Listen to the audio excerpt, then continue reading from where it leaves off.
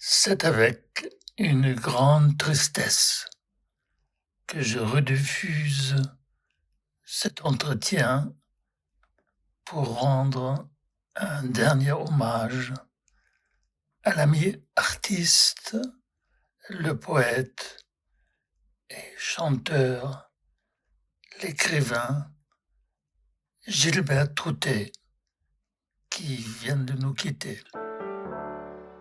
J'ai le grand plaisir et l'honneur d'être en compagnie de Gilbert Troutet, qui m'a bien accueilli chez lui, dans son jardin, et comme nous pourrons l'entendre, nous sommes entourés de criquets et d'oiseaux, n'est-ce pas? Oui, absolument. Alors, bienvenue chez nous, au micro. Merci beaucoup.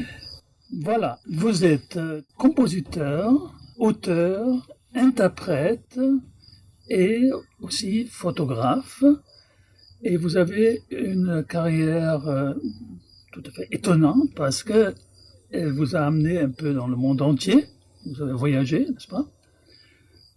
Aussi à titre de fonctionnaire, vous avez travaillé pour le gouvernement canadien, mais depuis un nombre d'années considérable, vous êtes un artiste, n'est-ce pas? Et maintenant aussi auteur d'un magnifique recueil de nouvelles que j'ai lu avec grand plaisir, qui s'intitule Peine perdue, paru à la Nouvelle Plume il y a quelques mois, donc ça vient de paraître. Et je voudrais bien vous entendre un tout petit peu sur votre cheminement vers la prose, parce que vous êtes, si je comprends bien, aussi poète. Hein, vous composez, vous écrivez vos chansons. Oui. Alors, question de savoir, pour moi, une question très très simple, n'est-ce pas? Avec ce recueil, où en êtes-vous, Gilbert Troutet, dans votre parcours et d'artiste, et de compositeur, et maintenant d'écrivain? Qu'est-ce que ça signifie pour vous, à l'heure actuelle, d'avoir devant nous autres ici ce magnifique recueil intitulé Peine perdue? On va parler du titre dans un instant. Hein? Pourquoi les peines perdues? Mais qu'est-ce que ça signifie pour vous, donc, ce recueil en ce moment dans votre carrière d'artiste, d'écrivain, chanteur, interprète? C'est une étape importante parce que je n'avais pas publié jusqu'ici, à part dans des collectifs, dans une revue, dans un collectif à gauche, à droite, j'avais pas encore publié un recueil de prose sous mon nom. J'avais publié de la poésie, des chansons, j'avais écrit des articles, y compris pour des revues photographiques et des choses du genre. Mais la prose, la nouvelle, c'est quelque chose que je travaille depuis une quinzaine d'années. D'abord dans un atelier d'écriture, et dans ce sens-là, les collègues sont importants parce qu'on vous dit, on vous fait des commentaires, on vous corrige, et c'est la meilleure manière, je pense, de s'améliorer. Donc, je suis rendu là. Je continue à écrire de la poésie et des chansons, mais je dirais que c'est plus facile d'écrire de la prose parce que dans le domaine de la poésie, on est aussi, et surtout de la chanson, on est limité par un cadre très étroit, le rythme et la rime. Avec la prose, on peut se laisser aller un peu plus, on a plus de latitude. Et je dois dire que quand j'ai commencé à écrire ce genre d'histoire, des récits et des nouvelles, au début des années 2000, j'ai dû un peu me déprogrammer. Parce que quand on travaille au gouvernement, on écrit pour dire des choses. La prose administrative. On doit dire tout. On doit et ne pas omettre les détails. On travaille pour des gens qui ont besoin d'être informés. Et moi, j'avais été un peu, je pense, déformé par la carrière au gouvernement. Alors que quand on arrive dans le domaine de la littérature, il faut surtout ne pas tout dire. Donc il faut essayer de créer des images, essayer de sensibiliser, de parler à l'imagination du lecteur et surtout de laisser de la place en particulier dans le domaine de la poésie, mais dans la prose aussi, il ne faut pas tout dire. Et c'est pour ça d'ailleurs, on en parlait tantôt, que certaines de mes nouvelles se terminent un peu par un point d'interrogation. J'aime autant ne pas achever l'histoire, mais laisser le lecteur imaginer la fin de l'histoire. Oui, écoutez, je trouve ça vraiment fascinant ce que vous venez de dire au sujet donc de votre manière de créer, votre créativité qui se manifeste visiblement. Je dis vraiment visiblement aussi en tant que photographe et qui s'entend en tant que poète et maintenant aussi en tant qu'écrivain. Et alors, si on mettait par contraste, et pour commencement, si on insérait une chanson, ou peut-être aussi un poème, vous pouvez peut-être nous lire, interpréter un poème, mais surtout une chanson qui marquerait justement dans un premier temps cet aspect de votre œuvre, hein, donc de compositeur, créateur, interprète. La majorité de vos chansons sont de votre plume. Hein? Oui. Oui. Alors j'aimerais bien signaler donc cette très très belle parution, elle est assez récente, donc un CD sous le titre donc Gilbert Routet, Chanson du temps qui passe. Oui. Très intéressant d'ailleurs ce titre, hein, et qui est toujours disponible chez Socan, donc, mais aussi chez vous. En fait, c'est une distribution. Il n'y a pas eu vraiment de distributeur. Ouais, mais tout simplement, oui. On le trouve très facilement parce que de toute manière, c'est votre page. Donc, www.gilbertroutet.com. Hein? C'est ça. Alors, on va insérer une chanson. Laquelle voulez-vous nous présenter? Je choisirais celle qui a un peu donné le thème à mon dernier disque qui date de 2016, Chanson du temps qui passe. La première chanson de ce disque-là s'appelle C'est le temps. Très bien. Alors, on va l'entendre. D'accord.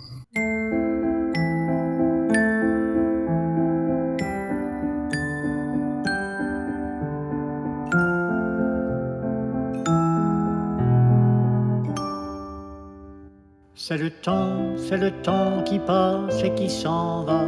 C'est le temps qui s'en va pour longtemps. C'est le temps que l'on a et tout le temps perdu. C'est le temps qui ne reviendra plus.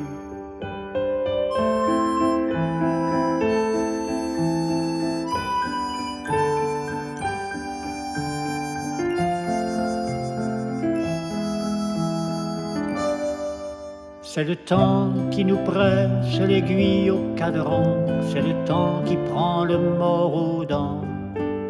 C'est le contre-la-montre, le temps qu'il nous reste, le temps payé comptant.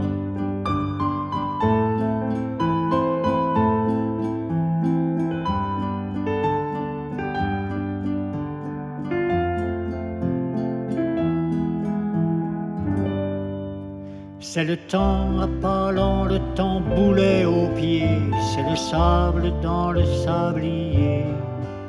C'est le temps que l'on tue qui va comme tortue, c'est le temps qu'on voudrait oublier.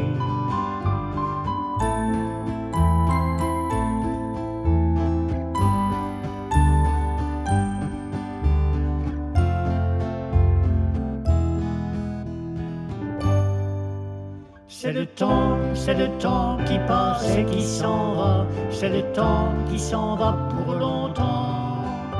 C'est le temps, ce brigand qui fait nos cheveux blancs et dérobe nos derniers printemps.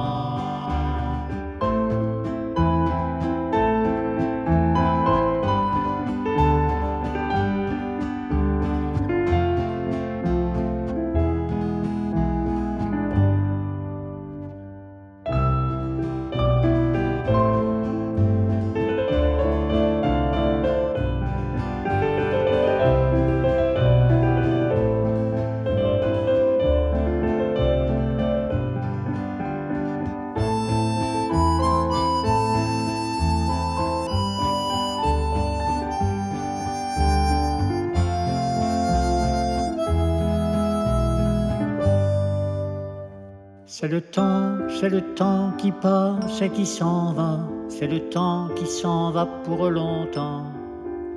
c'est le temps que l'on a et tout le temps perdu, c'est le temps qui ne reviendra plus.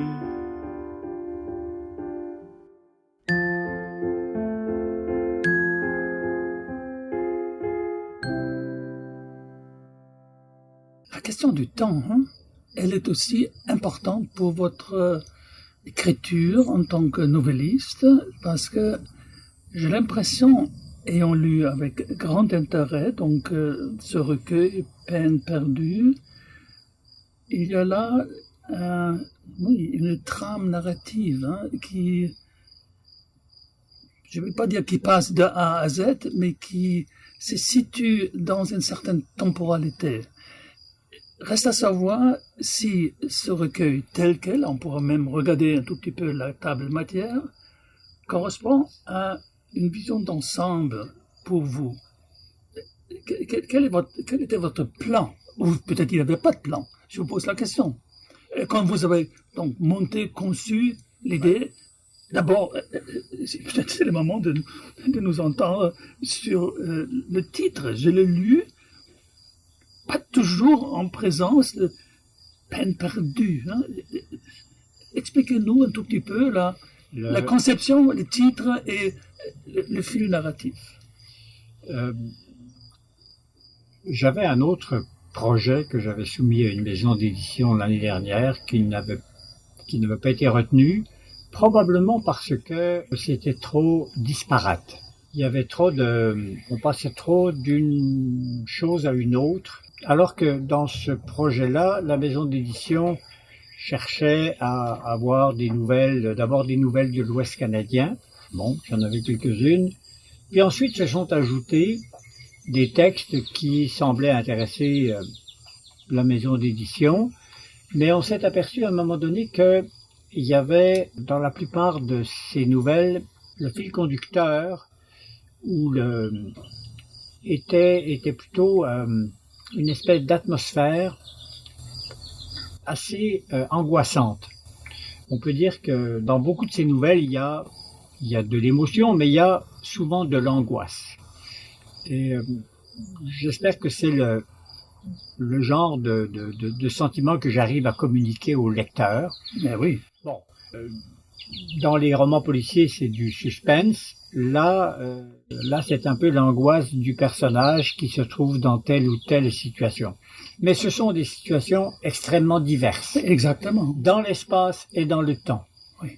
On commence dans l'Ouest canadien, c'est un trappeur, c'est l'hiver.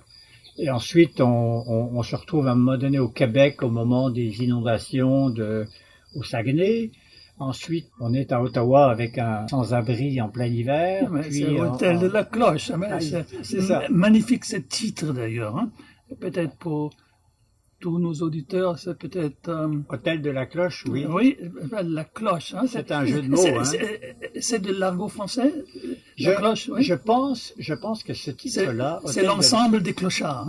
Oui, c'est un peu péjoratif même. Mais je pense que ça fait référence à une pièce de théâtre que j'avais mise en scène quand j'étais plus jeune. Et il me semble que ça s'appelait Hôtel de la Cloche. Donc j'ai rien inventé. Oui. J'ai repris ça. Bon. On va en parler parce que c'est une nouvelle absolument fascinante, extraordinaire. Parce que c'est un personnage qui est en peine, en difficulté, et avec son chien. Son chien. Alors là, on pourra peut-être déjà signaler un tout petit peu votre art d'écrivain, et ça c'est la nouvelle, de nous amener à l'essentiel avec un minimum, avec une certaine discipline, disons presque verbale. Vous concentrez sur le strict nécessaire à un point tel que le personnage de cette nouvelle Hôtel de la Cloche, vous l'utilisez, vous le présentez en termes, disons, de la deuxième personne grammaticale du tu. Oui, c'est tu, au tu. C'est visiblement une astuce, comme beaucoup d'autres dans vos textes, des fois, troisième personne, etc. Mais on voit là votre savoir-faire pour justement Oui, alors je pose la question pour rendre le genre de la nouvelle encore plus intéressante. Hein. Dans l'ensemble de votre recueil, il y a plusieurs manières de faire la nouvelle.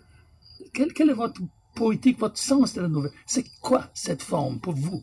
Je suis pas sûr que ce soit un choix conscient. Ah bon? Quelquefois, effectivement, je suis en présence d'un personnage comme le sans-abri et je lui parle à la deuxième personne. Il y a un autre personnage, celui qui est pendant la guerre, qui est caché dans un sous-sol. Ouais. Comme il est seul, je m'adresse à lui aussi à la deuxième personne. Alors, je ne sais pas si c'est un choix, ça m'est venu un peu spontanément. Peut-être parce que la personne est seule, je m'adresse à elle. Bon, voilà. Maintenant, je dois dire quelque chose au sujet de Hôtel de la Cloche.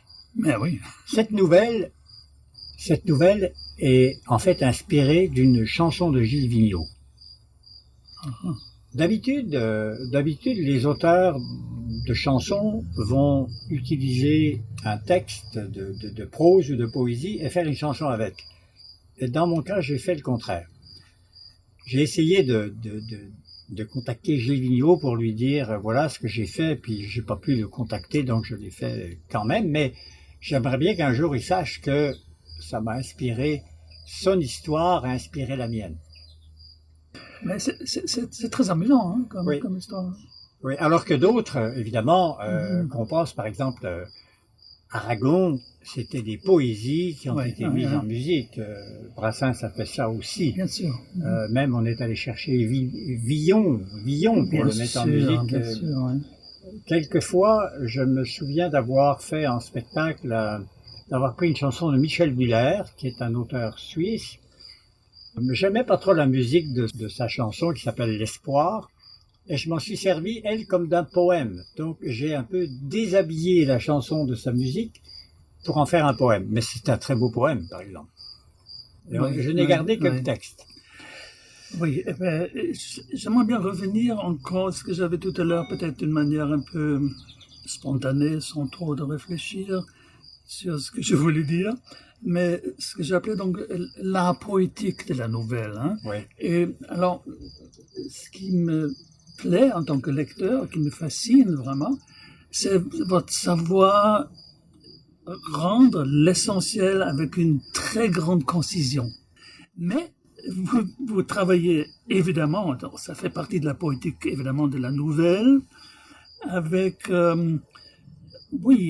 avec des éléments qui interrompent l'action, quelque chose qui est pas prévu, qui nous surprend. Hein. Et alors, d'où vient chez vous l'intuition? C'est le moment. On pourrait évidemment parler d'un exemple, par exemple le récit sur le maquis. Donc, oui. Alors là, il y a des éléments bouleversants, oui. Comme par exemple donc le combat des résistants contre l'occupant, les Allemands. Et alors Simon, subitement, on annonce qu'il est mort. Hein. D'où vient chez vous que c'est ça l'élément pour ce récit-là?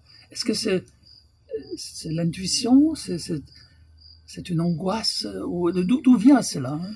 Celui-là, je ne l'ai pas inventé. C'est une histoire authentique. Du Jura, oui. De votre pays d'origine, hein? De mon pays d'origine, où il y avait quand même beaucoup d'activités de résistance en Franche-Comté. La ligne, d'abord, la frontière suisse n'était pas loin. Oui. Beaucoup de gens essayaient de fuir en Suisse. La ligne de démarcation était pas loin non plus, donc il fallait quelquefois faire passer des gens clandestinement. Oui, donc, les récits de résistance m'ont toujours assez touché. Celui-là est quasiment authentique. Le scénario est authentique. Et j'ai trouvé ça dans des témoignages de gens donc j'ai repris l'histoire, et je l'ai romancé, je l'ai situé dans la nature que je connais un peu. Oui. Et mais cette phrase-là, hein, Simon a été capturé au village et fusillé. Oui. C'est fort. C'est très fort. Hein? C'est fort. C'est fort et en quelques lignes, vous nous transmettez justement l'émotion des compagnons de lutte, des résistants. Hein? Oui. Et donc, quelqu'un vous a raconté cette histoire? Oui, je l'ai lu, cette histoire. J'ai trouvé ça dans des témoignages de cette époque-là. D'accord. Et la Marie-Hélène a existé vraiment. Et elle est décédée vraiment dans... Je suis pas sûr qu'elle est décédée de la façon que je le raconte. Mais non, effectivement, c'est une histoire vraie. L'histoire du type qui est caché dans un sous-sol, aussi pendant la guerre, ça c'est une histoire inventée, mais à partir d'un événement réel, à partir de choses dont j'ai entendu parler, de quelqu'un qui se cachait dans le village parce qu'il avait participé à des activités de résistance. C'est ça. Mais il y a d'autres histoires qui sont évidemment complètement farfelues ou inventées. Voilà, parlons-en. Voilà, alors il y en a une que je trouve absolument fascinante, que j'aimerais bien situer un tout petit peu dans un contexte littéraire. C'est entre 4 planches, où il y a ce motif d'être enterré vivant. Hein? Et on appelle ça un topo, hein? C'est un topo littéraire. J'avais l'intuition, mais à vous de me corriger, que ça a quelque chose à voir avec Émile Zola, avec des nouvelles de naturalistes. Oui, mais d'où vient justement cette idée? Alors, décrivez-nous là, quand ça arrive, donc tout d'un coup, le brancard se met à vaciller sur ses pattes. Hein? Alors, c'est rigolo, hein? Mais oui. Expliquez-nous pourquoi votre intérêt pour ce macabre. J'avoue que je n'ai aucune idée. J'ai imaginé cette histoire, je ne sais quand ni comment. Peut-être qu'il y a de l'influence de certains écrivains que j'ai fréquentés. Je pense par exemple à Maupassant. Je ne sais pas Zola, mais Maupassant peut-être. Il y a un peu cette atmosphère un petit peu macabre. Georges Brassens fait ça autour de la mort aussi. Hein. Il en rit, il s'en moque. Et c'est une espèce d'humour noir. Mais je pourrais pas vous dire d'où ça m'est venu. Mais tout à coup, voilà mon histoire. Est-ce que ça a quelque chose à voir avec vos rêves?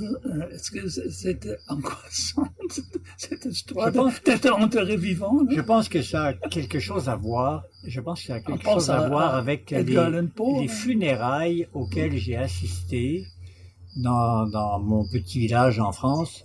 Avec le prêtre, on était nous enfants de chœur.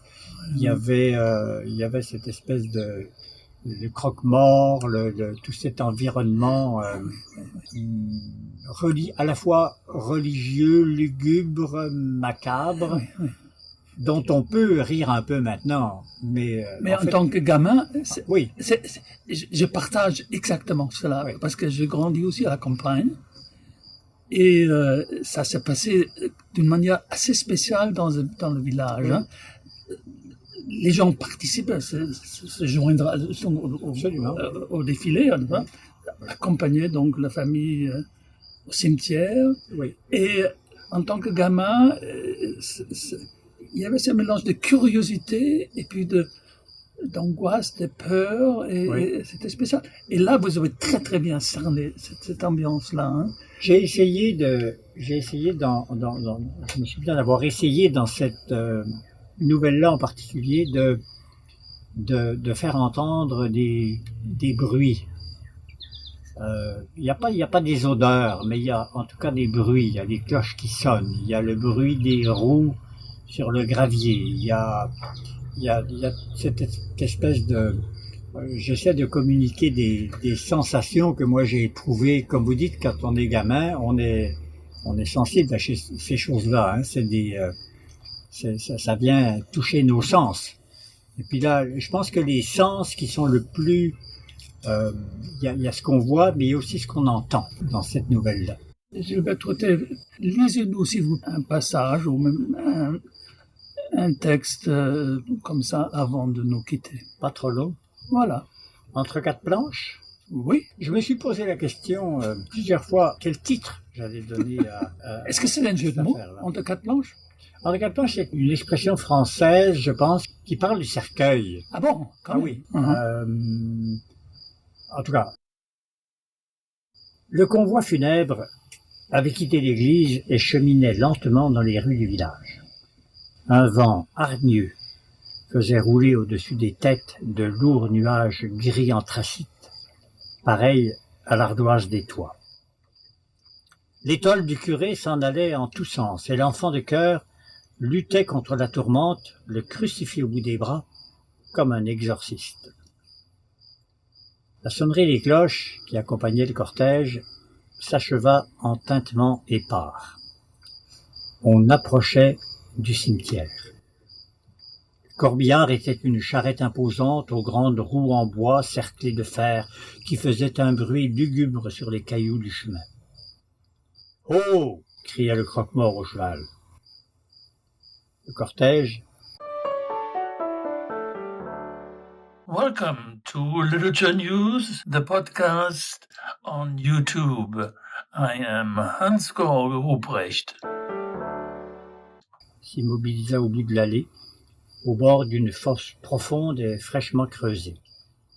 4 hommes en noir firent glisser le cercueil du plateau et le déposèrent sur une civière aménagée en catafalque, autour de laquelle se pressaient fleurs et couronnes. L'assistance fit un cercle autour de la tombe, et le prêtre commença une litanie de prières avec force bénédiction et signe de croix. Le vent s'était un peu calmé. Quelques chantres allaient entonner le In Paradisum, quand tout à coup, le brancard se mit à vaciller sur ses pattes. Dans un moment de silence, on eut l'impression d'entendre une voix venue d'outre-tombe, et les paroissiens de se regarder, incrédules. Chacun dans l'assistance se mit à fixer des yeux le catafalque. La civière tressaillit à nouveau et un bruit sourd comme un étrange martèlement en provenance du cercueil répandit sur la foule un frisson de frayeur. Le curé, en proie au trouble, s'agitait sur place. Lui qui passait son temps à parler de miracles et de vie éternelle, allait-il assister à la résurrection de Lazare? Ou était-ce le diable qui essayait de lui jouer un vilain tour? Les chantres, devenus aphones, avaient déjà refermé leur missel, et l'enfant de chœur se demandait s'il devait encore arborer le crucifix au bout de son manche ou le planter en terre et déguerpir. Quelques vieilles femmes qui flairaient le traquenard commencèrent à s'éloigner lentement, un œil à terre, l'autre pour s'assurer que personne ne les suivait du regard. Le croque-mort intima l'ordre à son cheval de rester tranquille. L'heure était grave. Le curé, qui d'ordinaire dirigeait la cérémonie, ne savait plus où donner du goupillon. Le mort vociférait et tambourinait de plus en plus fort entre ses 4 planches. Il fallut un paroissien moins couard que les autres pour entreprendre de dévisser le couvercle. Tiraillés entre la peur et la curiosité, quelques-uns s'approchèrent. On découvrit dans le cercueil un homme ligoté, suffocant et rouge de colère, mais visiblement soulagé que le somnifère n'ait pas eu d'effet prolongé et qu'on soit parvenu à le délivrer à temps. De toute évidence, ce n'était pas le mort. Le vrai cadavre avait-il été subtilisé et remplacé par cet inconnu? Pour le coup, on avait bien failli enterrer un mort vivant. Faut-il en rire? Pleurer.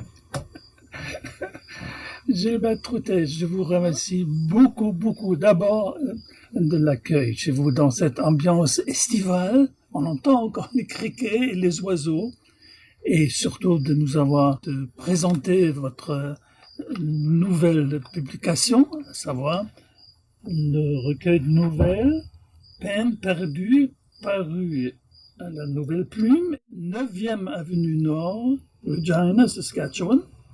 C'est là où se trouve justement votre maison d'édition. Voilà. C'est ça. Merci beaucoup. C'est moi qui vous remercie. That was Literature News podcast on YouTube. I am Hans-Georg Ruprecht. Thank you very much for listening.